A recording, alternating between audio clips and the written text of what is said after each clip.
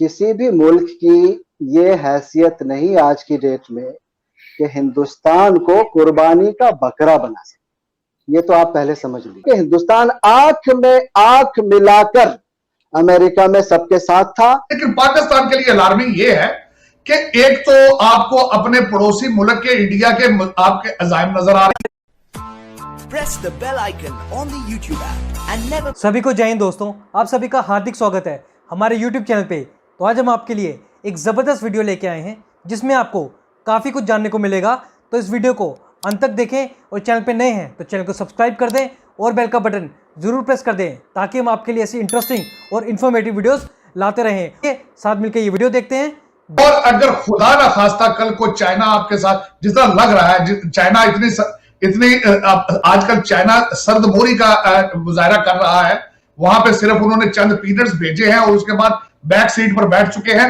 और अगर इसी तरह हालात रहे तो फिर अमेरिकन एग्रेसिवली और इंडिया एग्रेसिवली उसमें आगे जाएगा। लेकिन वही खदशा जिसका था वही हुआ। मैं ये कह रहा हूं कि चारा कोई नहीं है। अब ये जो मर्जी कर लें, इनके ऊपर इतना आसमान गिरने वाला है और आहिस्ता आहिस्ता गिरना शुरू हो गया है उसका वजन, कि इनको मजबूर होकर ये करना पड़ेगा रास्ता तब्दील करना। कि जो नरेंद्र मोदी साहब ने इंडिया जो यूएन का विजिट किया, उसमें हमने देखा ये कि ऐसे शादियाने बजाए जा रहे थे, पता नहीं भारत ने अमेरिका में क्या फतह कर लिया, वहां पे ढोल पीटे जा रहे थे और वो सारा कुछ किया जा रहा था। तो बहुत सारे लोगों ने ये कहना शुरू कर दिया कि दुनिया के 190 ममालिक के लोग आए हुए हैं यहाँ पे, हेड्स ऑफ स्टेट, गवर्नमेंट के लोग, फॉरेन मिनिस्टर आए हैं, लेकिन ये इस तरह कोई भी इस तरह नहीं करता वहां पे किया गया। दूसरा, वहां पे जो माहौल बना और माहौल इस तरह का बना कि जी एंटी पाकिस्तान।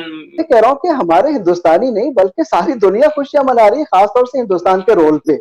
एक तरफ तो यह है कि एक टेलीफोन कॉल के लिए भी लोग तरस रहे हैं और दूसरी तरफ यह है कि उनको बायलैटरल मीटिंग के लिए खासतौर से ऐसे मौके पे जब पूरी 193 कंट्रीज, आप खुद कह रहे हैं 193 कंट्रीज में कितने कंट्रीज को पिक किया गया है अमेरिका में, उन्हीं की जगह पे जो उन्होंने सबसे पहले अपने वाइस प्रेसिडेंट के साथ इतना बड़ा वक्त लेके इतनी बड़ी बातें और इतनी मीटिंग्स हुई और उसके बाद खुद जो बाइडेन वहां पे उनके साथ एक खास मीटिंग करते हैं। मैं तो कह रहा हूं ढोल बजाना क्या, हिंदुस्तान का जो बोलबाला हुआ है, हिंदुस्तान को जो इज्जत मिली है उसको तो और ज्यादा बड़े तरीके से सेलिब्रेट करना चाहिए। अमेरिका बहादुर आपको ये कह रहा है भाई चलो आओ चीन का मुकाबला करें, बिल्कुल करें, मैं तो अच्छी बात है, करना चाहिए, कंपटीशन है, सारा कुछ है, आपका नेबर है और जितने भी क्वाड पार्टनर्स हैं उसमें से भारत ही अकेला मुल्क है जिसका चीन के साथ नेबर है। तो आपको नहीं लगता आसिफ साहब कि भारत को कुर्बानी का बकरा बनाया जाएगा?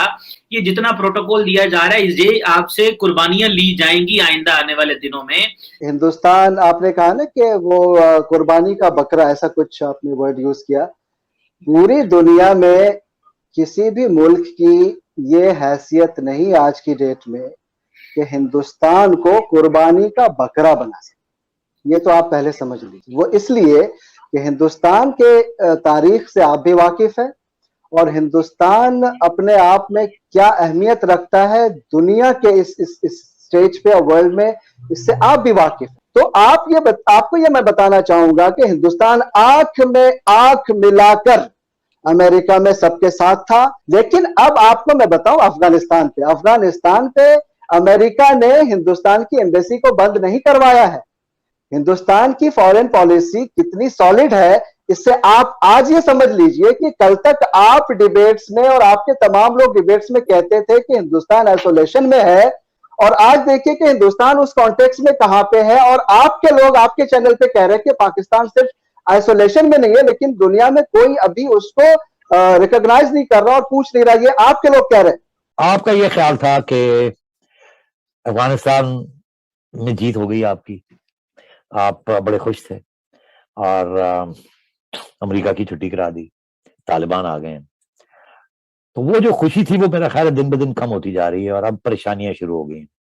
तो आपकी जो विक्ट्री है वो बड़ी, इस वक्त उसकी कोई कामयाबी नजर दुनिया को नहीं आ रही, वो तो उल्टा आपके गले डाल रही है। ऊपर से वहां ऐसे टेररिस्ट ग्रुप्स बैठे हुए हैं जो बिल्कुल खत्म होने को तैयार नहीं है, और तालिबान भी उनको रोकने के लिए तैयार नहीं है। तो अगर आपका ये ख्याल था कि वो आपकी मदद करेंगे और आपको ये खत्म कर देंगे, वो बिल्कुल होने नहीं जा रहा अभी।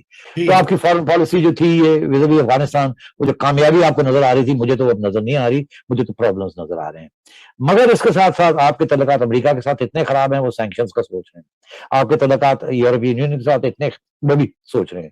आपके तल्लुकात ईरान के साथ ठीक नहीं है, आपके तल्लुकात रूस के साथ तो है ही नहीं खास, और आपके तल्लुकात सिर्फ चाइना है जिसके साथ ठीक है, मगर वहां भी अब खराब होने जा रहे हैं, क्योंकि सिपेक के ऊपर बहुत से सवाल खड़े होने शुरू हो गए हैं।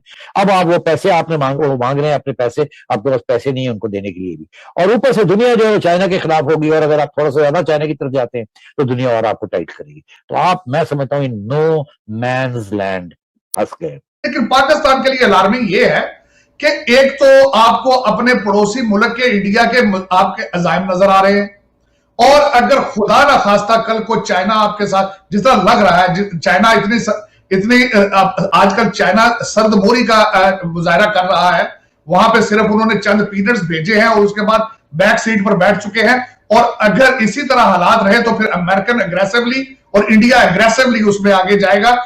तो दर हकीकत मैं पिछले 5 साल से ये चीखें मार रहा हूं, क्योंकि मैंने अपनी जिंदगी में पहली दफा व्हाइट हाउस की पॉलिटिक्स अपनी आंखों से देखी, और मैं डर गया था कि 2016 में हालात और थे, लेकिन 2020 में जब डोनाल्ड ट्रंप साहब का सेकंड इलेक्शन था, तो उस वक्त रिपब्लिकन पार्टी भी इंडियन जो यहाँ डायस्पोरा और इंडियन लॉबी के ग्रिप में आ चुकी था। जो खबर आई है कि एक तो ये कि यूरोपीय यूनियन ने जो अफगानिस्तान है, यूएनओ ने भी जो है $4.50 जो है फंड्स जारी किए हैं उसके लिए। अब तालिबान की उस एड के बारे में बात करना चाहूंगा जो आपने फरमाया।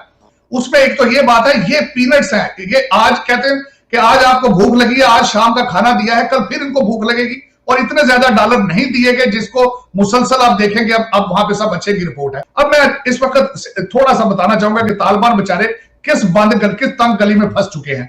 वो हालात ये हैं कि इस वक्त पाकिस्तान और अफगानिस्तान तो ये चाहता है कि डॉलरों की बारिश शुरू हो, लेकिन डॉलर बहस देगा अपनी शराइत पे। अगर वो उन शराइत की तरफ लीन होते हैं तालिबान, तो उनका मेन कोर आइडियोलॉजी से हट जाएंगे, उनके अंदर जंग शुरू हो जाएगी, उनका हार्ड कोर जो उनके अंदर ग्रुपिंग है वो उनके खिलाफ शुरू हो जाएंगे करने। तो इस वक्त बड़ी सूरत हाल मेरे नजर में, उसका सबसे अच्छा हल जो नजर आ रहा था उस वक्त वो यही था कि चाइना आए, वो अपनी रोड और बेल्ट इनिशिएटिव अंदर लेकर आए, और वो लग रहा था जिस तरीके से मुल्ला बरादर चाइना का विजिट भी करके आए थे, तो लग यही रहा था कि China will fill the vacuum. और अमेरिका जिस तरीके से पहले ही बैक फुट पर है, तो अमेरिका जो है वो वहां से बाहर खा के निकला है, प्रेशर बहुत ज्यादा था, लेकिन अब थोड़ा सा ईज अप इसलिए हुआ है कि चाइना बैक फुट पर है, रशिया